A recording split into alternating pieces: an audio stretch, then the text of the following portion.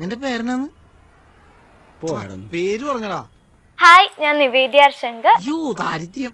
എന്റെ പൊന്നടാവ്, ഈ പേര് കേട്ടാ തന്നെ അറിയാട്ടോ ഒരു കാലത്തും ഗതി പിടിക്കാൻ പോളാന്ന്. എന്റെ ഇൻസ്റ്റ ഐഡി നിവേദ്യ നിവി ഒഫീഷ്യൽ ആണ്. ഞാൻ ചാക്കോ കേറ്റി, ഞാൻ സഞ്ചി ഇറക്കി. കൊള്ളാലോ കളി. അതിലൂടെ നിങ്ങൾക്ക് കുറച്ചു പേർക്ക് എന്നെ അറിയായിരിക്കും.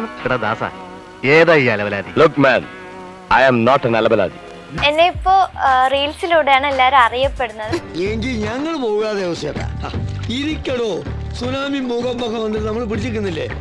13 years തൊട്ടാണ് ഞാനിങ്ങനെ ഫാഷൻ സെൻസിനെ പറ്റി കുറച്ച് അതിലോട്ടൊക്കെ പോയതും. എന്തോന്നാടോ ഇത്? എവിടെ നിന്ന് കിട്ടിയോടോ ഈ ഉണ്ടാക്കണേ? ഞാനും കൊറിയൻ ഡ്രാമാസും K-pop ഒക്കെ കാണാറുണ്ട്.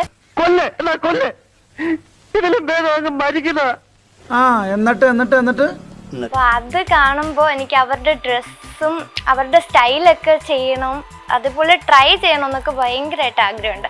നീ ഒരു കാര്യം മനസ്സിലാക്കണം, ഈ പെട്ടി ഓട്ടോറിക്ഷ എത്ര പെയിന്റ് അടിച്ചാലും BMW ആവൂലട്ടാ. മേക്കപ്പ് ഞാൻ ട്രൈ ചെയ്തിട്ടില്ല. പക്ഷെ ബ്യൂട്ടീഷ്യൻ മാത്രം ഞാൻ ചെയ്യാറില്ല, ഇതുവരെയും ചെയ്തിട്ടില്ല. കാരണം ജനിച്ചപ്പോ കാരണന്മാർക്ക് നല്ല ഭംഗിയുണ്ട്, കോലമുണ്ട്. എനിക്ക് ഫാൻ പേജസ് ഉണ്ട്, ഫേക്ക് അക്കൗണ്ട്സ് ഉണ്ട്. എന്റെ പേരിൽ തന്നെ ഒരുപാട് ഫേക്ക് അക്കൗണ്ട്സ് ഉണ്ട്. 3 എണ്ണം. ഇപ്പൊ 2 എണ്ണം പുതുതായിട്ട് ചെയ്യാൻ പോകുന്നു. ഒന്ന് നെടുമങ്ങാട്, ഒന്ന് കാക്കനാട്. ഫാൻ പേജ് ഒക്കെ കാണുമ്പോൾ കൂടുതൽ സന്തോഷമാണല്ലോ. നമ്മൾ നിവേദ്യ നോക്കുമ്പോ എന്റെ അക്കൗണ്ടിന് മുമ്പ് എന്റെ ഫാൻ പേജ് ഒക്കെ ആയിരിക്കും മിക്കവാറൊക്കെ വരുന്നത്. അഹങ്കാരം കൊണ്ട് പറയല്ലടാ പട്ടിരെ മോനെ. സോഷ്യൽ മീഡിയയുടെ പോസിറ്റീവിനെയും നെഗറ്റീവ്സിനെയും കുറിച്ച് പറയുകയാണെങ്കിൽ എൻ്റെ ഒരു ഇതില് എനിക്ക് പോസിറ്റീവ്സ് ആണ് കൂടുതൽ. അങ്ങനെയൊക്കെ വഴിയില്ലോ.